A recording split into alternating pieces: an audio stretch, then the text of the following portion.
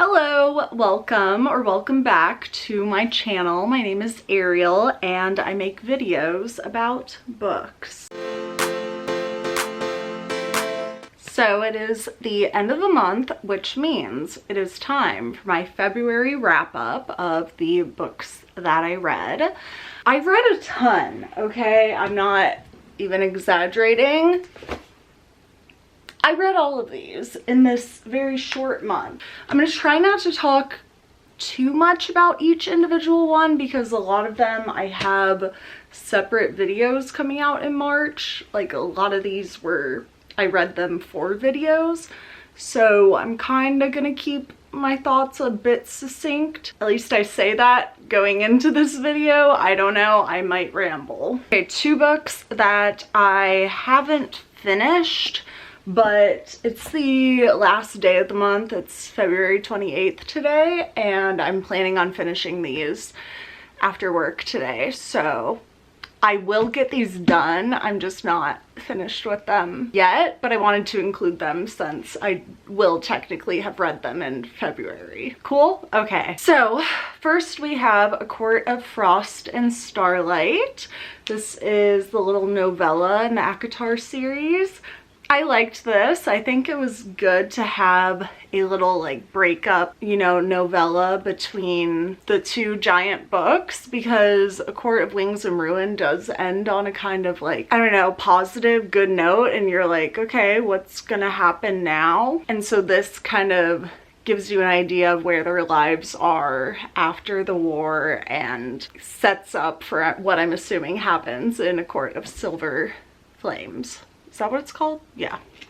So I enjoyed it. Little novella, you know, nothing life-changing happened in here, but yes. And I have like 50 pages left. Then I have a nonfiction, whoa, John Steinbeck's Once There Was a War. And this is a nonfiction compilation of his journalistic writings during World War II. He was like a war correspondent and wrote about the war, and so these are that documented. It's been interesting to, I guess, learn more about World War II in a way through this. Like there's already some stuff that like I didn't know. Like I didn't know that women in the UK were drafted. I didn't know that, but now I do because of this, the power of nonfiction. But also I'm like, I'm slugging through this, which is why I'm not finished with it, but I will finish it. I have like 80 pages left. Just because it's like, I don't know, it's not as fun as fiction. Like I don't know, I just have such a hard time with nonfiction, but I'm glad that I am reading this nevertheless. And I mean, there's a lot of good quotes and interesting facts, but it's harder for my brain. Now on to the finished books from this month. First, we have a funny one. The Dragon's Bride by Katie Roberts. This came about one day when I was just looking for a fantasy, spicy, no thoughts book, and this came up on my Kindle Unlimited recommendations, and I was like, I like that cover, I like the colors of it, let me try it out. And I started reading it and I was like, this is actually not too bad, which I like Katie Roberts, so makes sense why I was into this. But yeah, so I bought the physical copy. Still probably just like a 3-star because it's like, I don't know, it's just a spicy little novella, but it's fun, it's weird. So she makes a deal with a demon, and in exchange for what she wants, then she has to get married to this dragon man and stay with him for 7 years. So yeah, I don't know why I'm in my like fantasy smut era, but I'm here and I don't know how to leave. Then I have a tiny little book of love poems by Pablo Neruda. I picked out a few poetry collections in January, and I was like, you're gonna get into poetry. Since then, have only read this, but ooh, it's a cute little collection. I felt like towards the end it kind of got confusing and repetitive. The poems, but towards the beginning I was really into the poems. So yeah, would recommend that. He's a like poet laureate winner or whatever, so the man knows how to write poetry. Do I know how to dissect and understand poetry? No, but he can write it. Then I have 2 books. I was very into this series, I guess, this month. I finished off A Quart of Mist and Fury, which I was like basically done with at the end of January, and then I finished in like the first few days of February. And this is like everyone's favorite one, and I didn't think it was all that. Like it was fun, whatever, but I feel like it was still like, I still didn't know what was going on. I didn't know like who to side with. It just, I don't know. The things that were happening weren't very exciting to me. I was confused about what was happening a lot of the time, and it just was not my favorite. And then I picked up A Court of Wings and Ruin, and I liked this one so much more. It was way more fast-paced. I knew what the stakes were and why they were going about them. And I just had a much greater time reading this than I did A Court of Mist and Fury. So that's a hot, unpopular take. Then I have the little Book of Hygge. I've had this book on my shelves for a very long time, like multiple years, and I've just never really sat down and actually read it. Like I picked it up and read like random parts, but I was like, let's just sit down and read it all the way through. It's very short because they're tiny with lots of images and graphics. So it was easy to get through and cute, and I don't know, it gave me a few little tips. I tried the mulled wine recipe that's in here, and yeah, a cute little coffee table book. Then I have Before the Coffee Gets Cold. This is another one that I will be doing a separate video about. So again, not gonna talk much, but this was so good, just as everybody said. At first I was like, I don't know. But then they actually started to do the time traveling and I was very hooked. I cried at every one of these except for the one with the Alzheimer grandpa that everybody like says they cry at. For some reason that one didn't hit with me and I didn't cry, so I don't know what's up with that, but I cried for the other ones, and it gave you that like warm happy feeling you get after a cathartic cry. Then have The Guest List by Lucy Foley. This thing had me hooked. I was about like 3/4 of the way through and I was like, this is a 5-star read. This is amazing, incredible. I was hooked all the way through. I read it in one day. Everything was looking great. But then I got to the end, and the end wrapped up very quickly, and there were so many plot holes just left unanswered, and just like little errors in the text that irked me. So it got bumped down to a 3, but The Guest List, still a fun thriller. I liked it much better than The Hunting Party still. Then I have Teenage Writings by Jane Austen. This is a collection of all of her preteen and teen writings that were never published.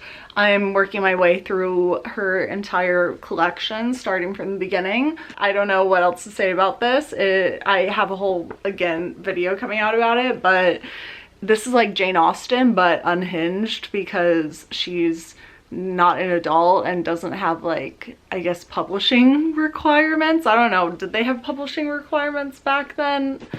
I don't know, it's just a lot of murder, quick breakups, quick marriages, insanity. But also some of it was like really bad because it is written by like a 12-13-year-old, and was really hard to follow. So that's that. Then I got into something. I got into a series that goes along with the fantasy smut mood that I'm in. Planet Barbarians. Why was this so good? Why am I obsessed with this? My boyfriend got me Planet Barbarians for Valentine's Day, and I read it and I was like, why do I kind of like this? I kind of like the world that they're building. I like the concept and I want to keep reading more. So I made my way on Amazon and I bought Barbarian Alien, which is the second book. And this one I loved. This one was like a 3-star. I was building the world and I was like, okay, cool, I like this. And then this, I think might be a 4-star. I loved Liz and Rahush. I loved their little relationship and Liz is just so cool. And Rahush is so sweet and misunderstood. and they're giant blue avatar aliens basically. But yeah, and I also just like really like these covers. I don't know, they kind of pop off, right? Like for a smut cover, these are good. Then I started the Magnolia Park series and I loved it. I feel like there's 2 camps in this of you either love it or you hate it, and I'm definitely love. This was just a hectic, wild ride that I enjoyed every moment of. I cried during it and I was just hooked to it. And read it very fast, despite it being a thick guy. Then I have Lukov with Love. This is an ice skating romance, and it was my first Mariana Zapata that I read, and I really liked it. I thought the writing was a bit like immature in that way that Colleen Hoover kind of does sometimes. That's kind of cringy, but I don't know, I enjoyed the progression of the characters, the story. I liked how there was like no miscommunication really. And yeah, it was a fun romance read. I feel like I had a lot of romances this month, and that's probably because it was like Valentine's Day, but I don't mind. Then I have Icebreaker, another romance. I'm having a video with these 2, so I'll talk about them more there.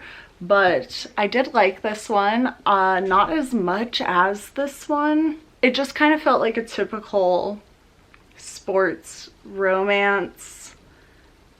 I don't know, it had that typical plot structure that's fun to read, but like, I don't know, I'm not obsessed with. It was compared to like the Off-Campus series, and I definitely like the Off-Campus series more. But still fun, cute, good time, you know. And the cover is so cute. This is like one of my favorite covers, I think, for a romance book. Then I'm continuing my Agatha Christie reading experience of reading an Agatha Christie every month. So this month I grabbed The Big Four because I grabbed it like 7 days ago, a week ago. I don't know why I said 7 days and not just a week. But a week ago I grabbed it and I was looking for a short one, and this one's pretty short. It's like 200 pages because I was nearing the end of the month and I needed to get my Agatha in. And this one was weird. It's different from the other ones because it's like different stories that she basically combined into one fluid narrative, which is quite different from her usual books because this wasn't written originally to be a novel. So that was strange, but I kind of liked it. It was a bit more thriller-y rather than just like standoff detective mystery. So I liked that. It gave you all the typical Agatha Christie vibes, and yeah, I'd recommend it. Then I have Verity by Colleen Hoover. It's for another video, so again, not going to talk about it too much, but I really liked it. And I'm not a Colleen Hoover stan. I'm not like a huge Colleen Hoover person, but I really liked this. It was so weird and different from any other like thriller that I've read. I am unfortunately, I think, team letter. If you know, you know. I feel like everybody says team manuscript. I didn't know what they were talking about, and now I've read it and I'm unfortunately, I think, team letter. I just didn't like the husband, so, but yeah, very interesting read, very good, not cringy at all like her other books. So I'm a fan of Colleen when it is thrillery writing. Like I liked Layla, which was a bit of a thriller mystery. Then lastly, I have another Colleen Hoover, Reminders of Him. I had mixed opinions about this. It's definitely a book that makes you like think along the way and question your beliefs and like what you're assuming, I guess, about the characters and about where the situation should go. So that's fun. It's different in that way. There were some cringy scenes in here just because it is a romance, and Colleen loves to make her romances very unbelievable and cringy, I guess. That's how I feel, and very like immature feeling. Even though they're like adults, you're like, why are they acting like a teenager right now? But overall, this book was actually not too bad. It had, you know, like the kind of mystery elements. It didn't follow just like a typical romance structure like this one, for instance. I could predict everything that was going to happen in here, and I couldn't in here. You obviously know it's going to have a happy ending because it's a romance, but how they get there was very hard to predict, I feel. And yes, I enjoyed it. Yes, those are all of the books that I read. Before I go, I did have one DNF. I'm still so bad at DNFing books, but I picked this up in January when I decided I was going to do more yoga this year. Classic New Year's resolution type of stuff. I have kept with it. I have done more yoga, but I bought this book called A Living in the Light, and I thought it was just going to have like a bunch of poses and like meanings for the poses and that stuff, and that was all it was going to be. And they do have a lot of poses and tells you about them, but overall I didn't find this very helpful. And the beginning has a lot of like self-care bullshit, honestly. Like I was reading it and I was like, this is bad writing, this is saying a lot without saying anything, and I don't know how this can help me at all. And then the drawings were fun, but I'm like, I think I just learn better through doing, and I'm kind of like realizing that every time I buy a book to kind of progress a hobby or activity that I'm trying out, I never use the book as much as I should for the amount, you know, that you spend on it. And so I need to stop buying books. I learn much better just like scrolling through the internet, watching videos, and like reading articles online than I do with a physical book. Also because I'm like, this is just one source, and I could go online and find like 5 different sources and pick and choose from there what to take. And it's just a better method of researching your interests than just reading one book. Does that make sense? I don't learn well through these kinds of self-help books, I suppose. So yeah, that is the end of my video. Let me count how many books we have. Okay, we have 18 books. This isn't even all of them that I read.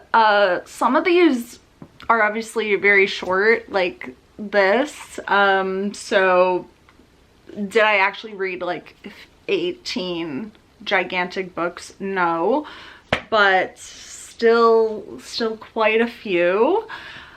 And yeah, for a short month, I'm like very satisfied with how much I read. And yeah, thank you for watching, and yeah, let me know what books you read, if you liked any of them, recommend them. If you like any of these books, let me know. If you hate any of these books, let me know, etc, etc. I have a bunch of videos that I'm planning to get out this month of March. In February I kind of like took a week or two off to film a bunch of videos and read, obviously, a bunch. So look out for that and subscribe or whatnot, and I will see you later on. Bye.